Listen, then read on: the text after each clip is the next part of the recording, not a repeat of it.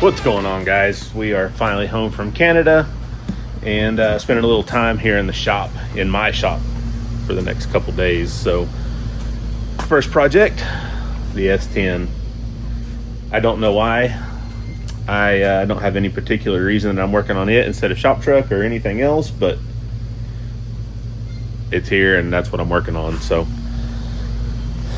we need to see how fast we can make this thing with what we got so far.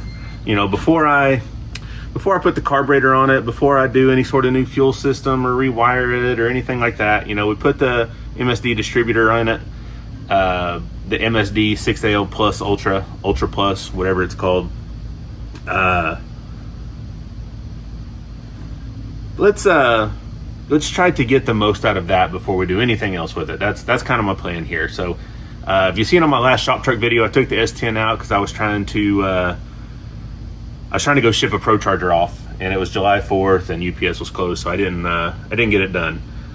But while I had the S10 out, I had a draggy with me, so we seen what it did in a quarter mile. It went 1360s. Not lighting the world on fire, but not a bad baseline. I think it will go 1280s. I think if we can get the 60 foot down, you know, it was 60 foot in like, I can't remember if it was 2.2 or 2.4, but it was spinning. No matter what I did, it was either feather it out to where it didn't spin and it was real slow, or stick it and spin and be slow. So we're gonna try to fix that. First, I'm gonna add a little bit of timing to it. Everyone's telling me 34 that we set it at isn't enough, so telling me to jack a couple of degrees of timing in it. So we're gonna fire this thing up, set it at 36, and that's actually going to accentuate the problem that we're having here with no traction, but I do have a solution for that, maybe.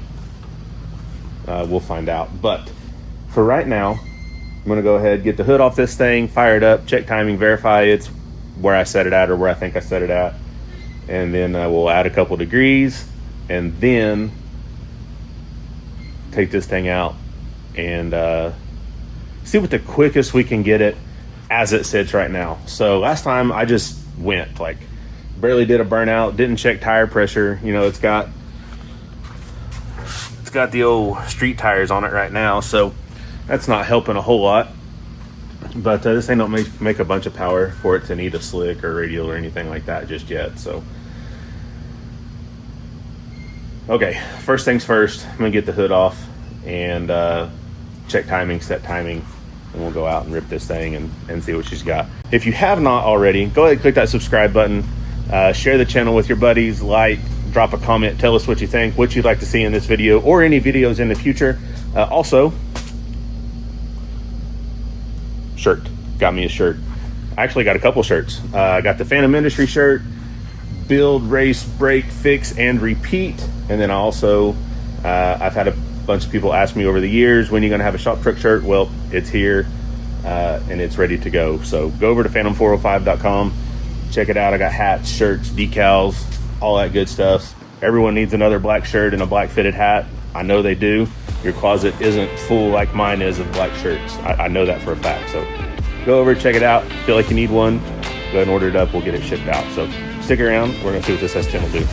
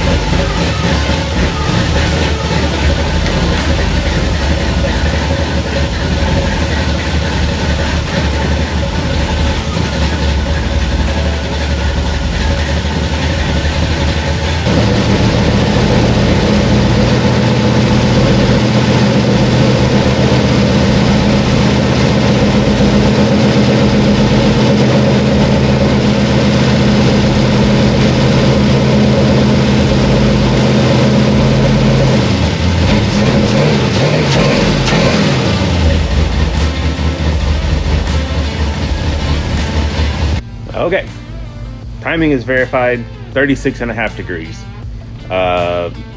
Some people have told me to do 38.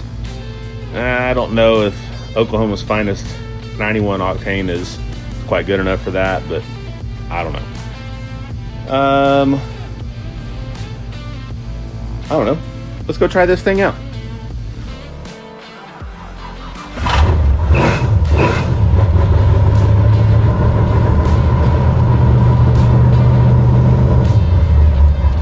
Man, aren't y'all proud of me? I cleaned my windshield. I seen some of y'all griping that it was so dirty last time, so went ahead and wiped her down with some Jack's Wax glass cleaner before we take off here. So I got some tips on tire pressure from Kyle over at Fuel Injection Innovation. Arguably one of the faster hard tire cars here in Oklahoma with his, I don't know, like 60s model El Camino. So I figured he was a good one to go to see where I needed to have these tires at, and I would have been off for sure on where I wanted to put them. So he told me where to set them. We'll go out and see what this thing likes.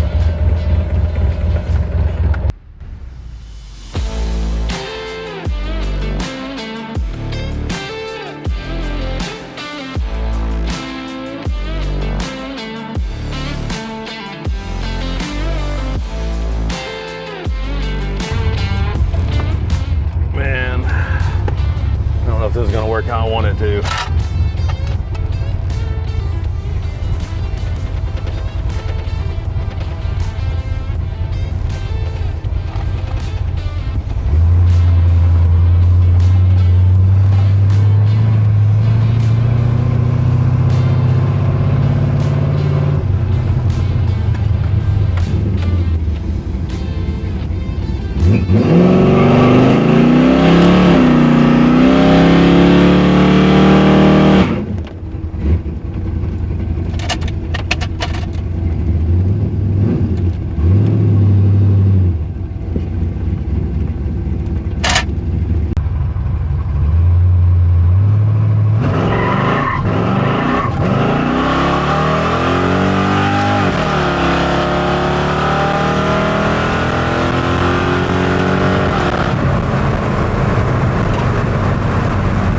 Wasn't any better.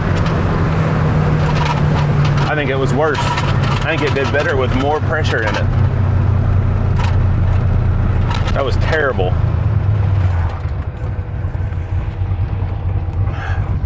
That was worse. I don't know how it could have got worse than last time. Last time I could at least like feather it out and go, but man, it just didn't even try to hook. I don't know. I don't know if that's gonna work. Maybe pissing in the wind here. We'll try it again though, as soon as all these cars clear out.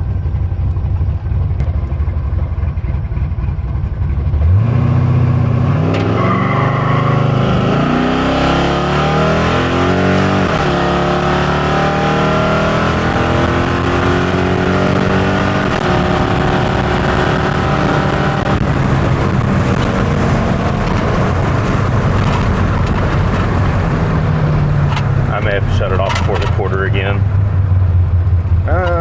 Just barely, but it wasn't any better. Make one more here. The 8th mile time to beat is an 8:89. That last one I just did was 9:0, so I don't know.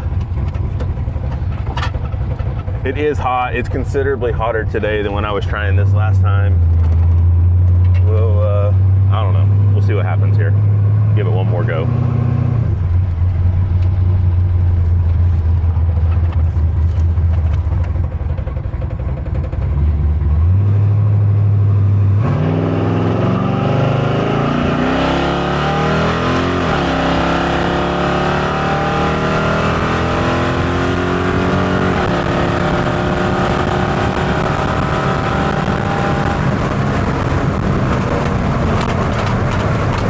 Was any better.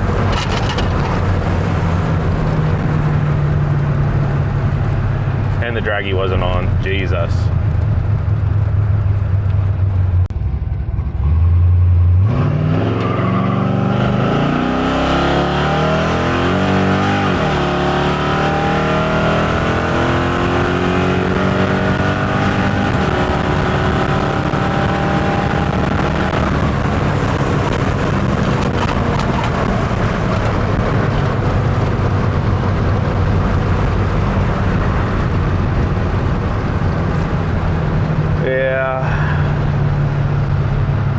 1380 again.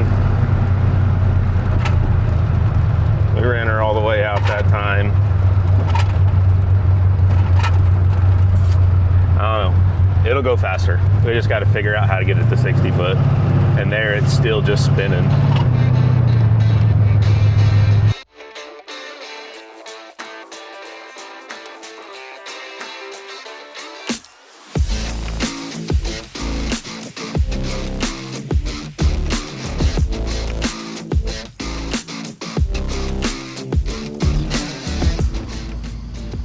Okay, let's try to address this traction issue. Obviously the easiest, or what you're thinking would be the quickest way, would just be put a sticky tire on it, right? I mean, this thing is just it's just a street tire. People have been really fast on this street tire. I mean, I know there's people in Oklahoma that will run bottom 9s, high 8s on that tire right there. However, they're more race car, or they just have more experience on it, or they're not trying to do it without a burnout or on an asphalt road or whatever it may be. However, that in itself, you know, if we put a Mickey Thompson, like a 275 radial on it, or a 28-10-5 slick on it, that's going to create a whole nother issue in itself. When this thing actually does try to hook, I mean, realistically, we're probably going to break the 7.5-inch 10 bolt because it still has a stock rear end in it. That's going to be probably the biggest problem. Oh, hang on here. I mean, you can see that little guy right there. It's on borrowed time as it is. So now let's say we put a sticky tire on this thing. It hooks. Okay. When it hooks, this pinion here, actually anytime you try to take off, this pinion here is going to try to go up. So what that's going to do is it's basically going to S-shape this leaf spring. So, you know, it's kind of straight right now. When this goes up, it's going to, like, it's literally going to bend this leaf spring, and then it's going to bend it down back here, essentially creating an S shape. You then have zero control. And what that's going to do is eventually it's going to try to, they call it spring wrap. So eventually what that's going to try to do is eventually it's going to unwrap, and that's when it's going to shake the tires or wheel hop or whatever. And then this guy, he's going to leave the chat. It's going to break an axle. It's going to break the center. Something's going to break eventually. Maybe not the first time, maybe not the second time. Eventually though, you're going to break some stuff, and that's just all there is to it. So there is somewhat of a solution to keep this from wrapping up, causing wheel hop, et cetera, et cetera. So I've talked about it before. You see me do it on a shop truck, or, you know, you at least seen the bars that I put on it. So let's take a look at my first solution to aiding in traction on the S10. First solution here, we're going to add, they're most commonly referred to as Caltracs. Caltracs are actually made by a company called Calvert Racing out of California. They've been used forever. They're amazing. They work great. I actually had my buddy Tyler, DTR Fab, make me these. Actually, I didn't have him do it. He just wanted to do it. So now, how does this work? Well, let's get it unboxed first, and then we'll show you the pieces that actually go into making this work.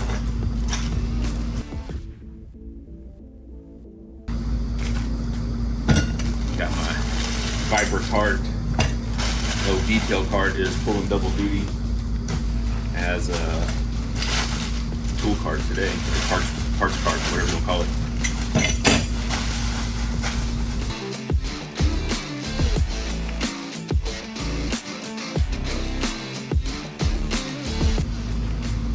Okay, got it all unboxed here, got everything taken out of the package. So, put this together real quick and try to explain what does what and how.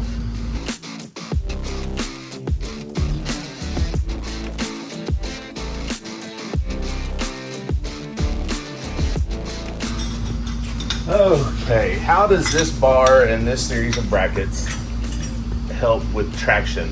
Well,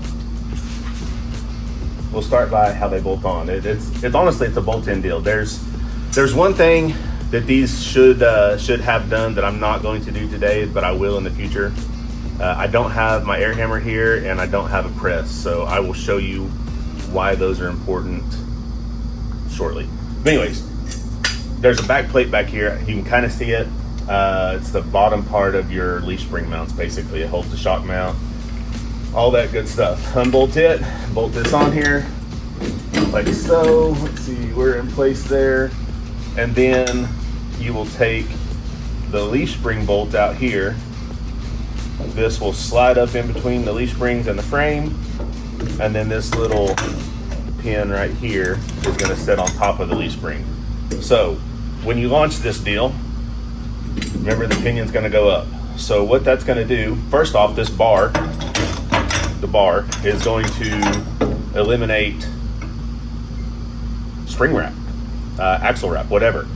So what that's gonna do, it's actually going to create lift on the front, and then this pin, you know, it's going to rotate, it's going to press down on the leaf spring, therefore applying pressure to the tire and helping with traction. So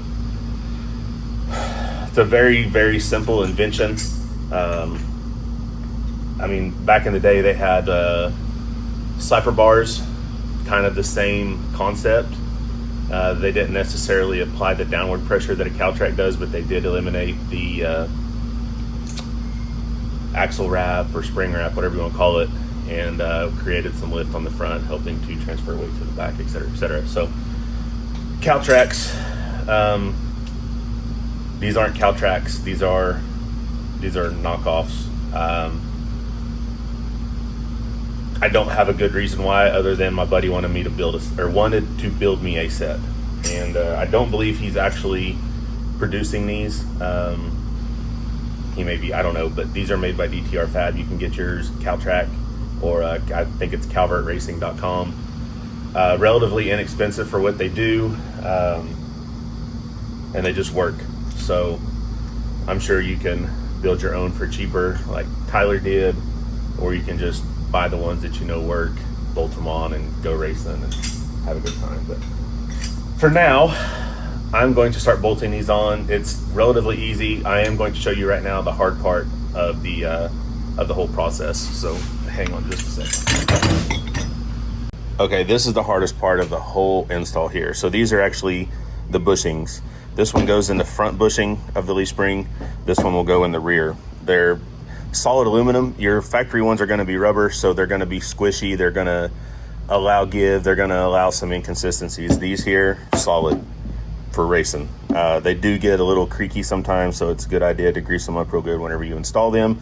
Like I said, I'm not doing this today, but I will do it because it does need to be done, but just not today because I don't have the tools. So right now I am going to figure out, it always takes me a while to install these. I never really can remember the process when it comes to doing leaf spring things like shackles and lowering blocks and et cetera, and I don't want the truck to fall off the lift or on me or anything else crazy like that. So I'm gonna get under here, I'm gonna figure out a plan of attack, and I'm gonna start bolting these on, and then we'll go out and see if we can lower that 60 foot any at all on the street tire before I put a radial on this thing and really get after it and break that 7.5 inch 10 bolt.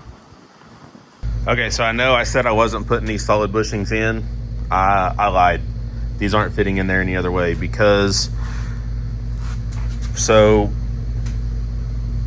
these are the same width as what the factory bushing is. So the factory bushing sticks out a little bit and it fills up the space in between the front hanger here, right? See what I'm saying? Like it goes edge to edge there. Well, when you try to put the Caltrac bracket or DTR Fab track bracket, whatever, up in there, they don't fit because it's too wide. So what you do is, and it sucks guys, I ain't gonna lie to you, you have to beat the factory bushing out, and you can, if you have the time, you can use a hammer and a chisel and some sockets and whatever else to beat it out, or a badass air hammer, and both of those ways suck. So if you have access to a press, it's way better. So I went over to Sean's 187 Customs, pressed that out in like 2 minutes, pressed the new solid bushing in, and then it has this other this bushing here, it slides through, and then your Caltrack brackets actually sit on there, and now that's going to fit right up in there. So it sucks, but it's worth it. So now I'm going to bolt these back in, and then I got to get the other leaf spring out, take it over there, press it out, press a new one in, and come back here, finish this deal up. So slowly but surely, we are getting to a point where hopefully we fix the traction issue here. So stick around. Okay, so one thing I feel like most people probably have problems with, and probably don't even know it, is everything's too tight. Like from the factory, that's tight. I haven't touched that yet. Like, it's just tight. That's the shackle in the back on the leaf spring that holds the other end of the leaf spring. There's the front one, got the new bushing drove in it. About to hook this up, and I'm going to loosen this. You don't want it, obviously you still want the nut tight, but you don't want this so tight that like that doesn't move. You want that to move freely. So I'm gonna loosen it up, show you how I like it. You can choose to do it on your truck or not. This is how I do it. This is how I've seen other people do it. Take it for what you want. All right, you can see the nut right there, still tight. But now we got plenty of movement in the shackle itself. That's gonna help too. So do with that info what you will. That's how I run my stuff. Okay, the install is done. It's not hard at all, but it's not like it's super simple either. Like, if all you have is a hammer and a chisel, you can make the bushing thing happen. A press makes it a way quicker job. I mean, it took me longer to drive over to Sean's than it did to actually drive the bushing out and the new one back in. So if you have a press, you can cut that down by a lot. Other than that, all this stuff's easy. Like, very simple. Loosening up this stuff and allowing it to move freely will help you a lot. I did it to both sides, obviously. Everything is tight here. The last thing to do before we go test these out is I will set the preload on the Caltrack bar itself. So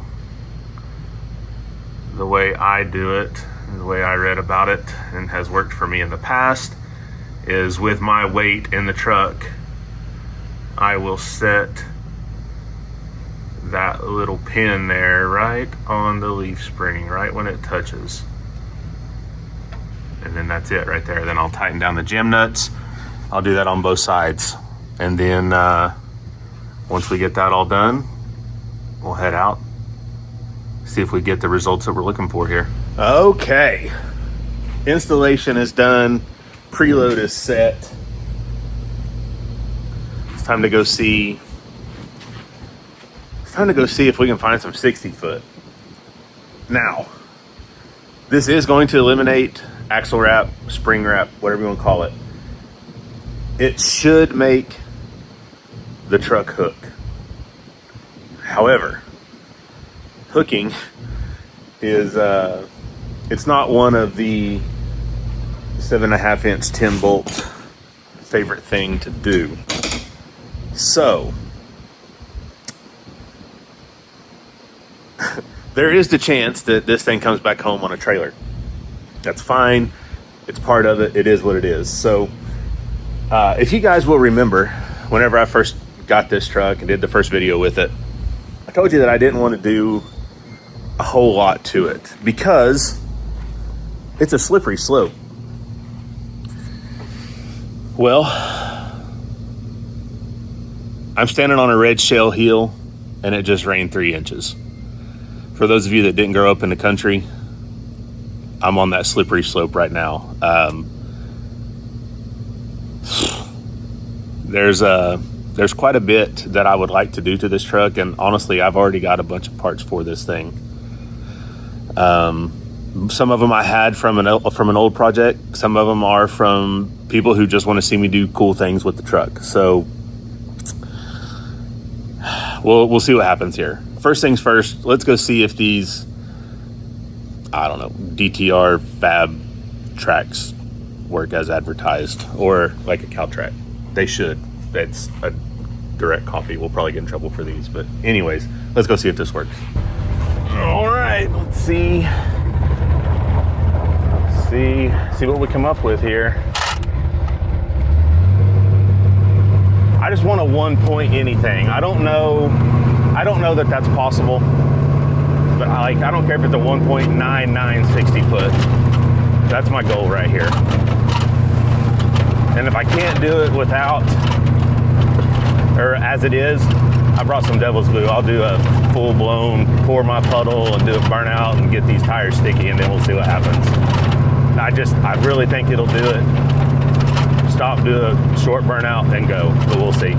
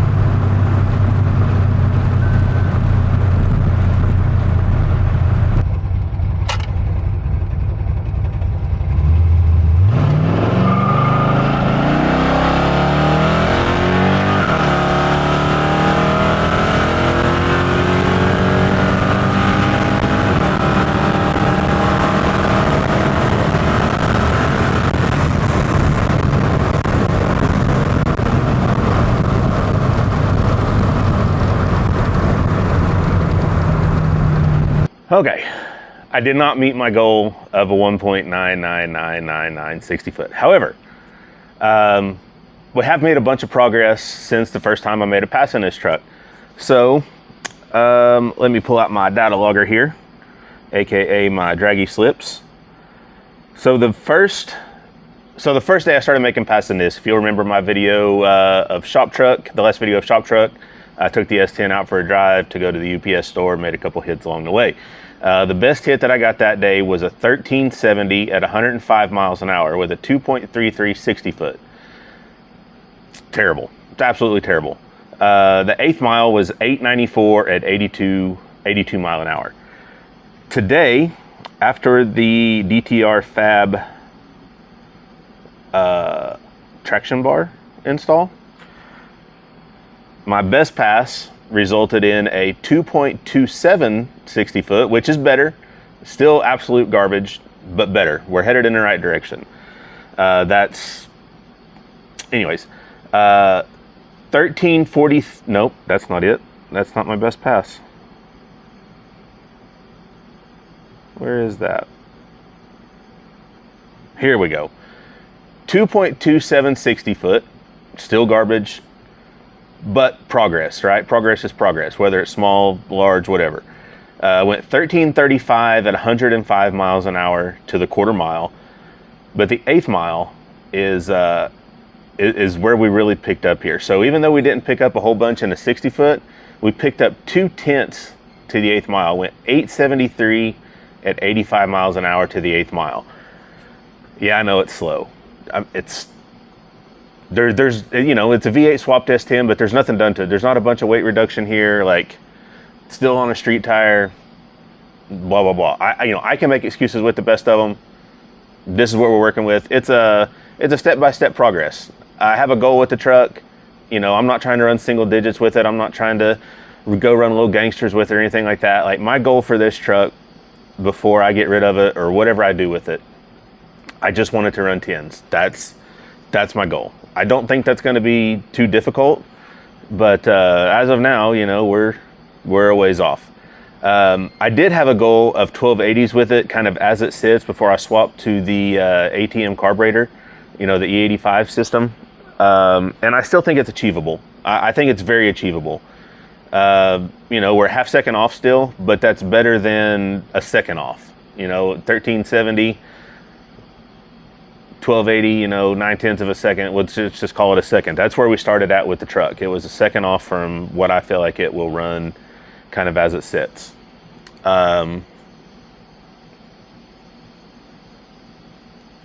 So I may be asking a little too much of a no prep burnout on a street tire on an asphalt, hot county asphalt road. I don't know. I felt like it would do it, but I feel like I've tried about every technique to getting this thing to leave better, and the 227 is about as good as I can get it. So, but it is hooking up quicker. That 0.2 gain in the 8th mile means that we are able to hook up quicker. And again, progress is progress. So, moving forward, I'm just going to put a sticky tire on it. I think we've got some old 235 radials sitting around the shop. I'll pull the street tire off here, put the old Mickey Thompson 235 radial on, and I would bet money that gets me where I want to be like that. So I could be wrong. I have been before, or it could stick and shatter the rear end. I don't know. Either way, it'd make for a good video. So that is where we are going to leave off for now. It's a fun little truck. I still don't have any intentions on keeping it. I'm just having fun with it, seeing what I can do with it, and making some cool videos for you guys. Or, you know, at least I hope you think they're cool. In the next video of this truck, I'm going 1280s. Like, I don't care what I have to do. I don't care if I have to put a nitrous kit on this thing. The next video, it's going 1280s, whether that be naturally aspirated or whether that be with nitrous. We're going 1280s on the next video. So that's that. That's all that I guarantee it. Like, that's just where I'm at with it. So until then, I've got some stuff planned for Shop Truck for probably the next video. I don't know. I got a lot to do to it still. Like, I don't have a lot to do with it. I've got to finish up the anti-roll bar, and I've got to get it to the dyno to dial in the wastegates, and then it's to the track we go with this thing to see if I can meet my goal with it. So that's going to do it though, guys. As always, I appreciate you watching the channel. If you haven't already and you're new here, go ahead, click that subscribe button, like the video, drop me a comment down below. Tell me what you would like to see more of with the S10 or Shop Truck or anything else that may be going on here in the shop. Question for you guys. I have some oil leaks on the valve covers. So do I need new valve covers? Do I need different gaskets? Like, what do you recommend here? I can't stand oil leaks, and as of right now, this thing leaks oil. So I don't know if I need new valve covers. I don't know if I need new valve cover gaskets. Let me know what you think. Let me know what I should get, and let me help me stop the oil leaks here. So until next time, guys, I'll keep you updated on what's going on, and I appreciate you watching. I'll see you next time.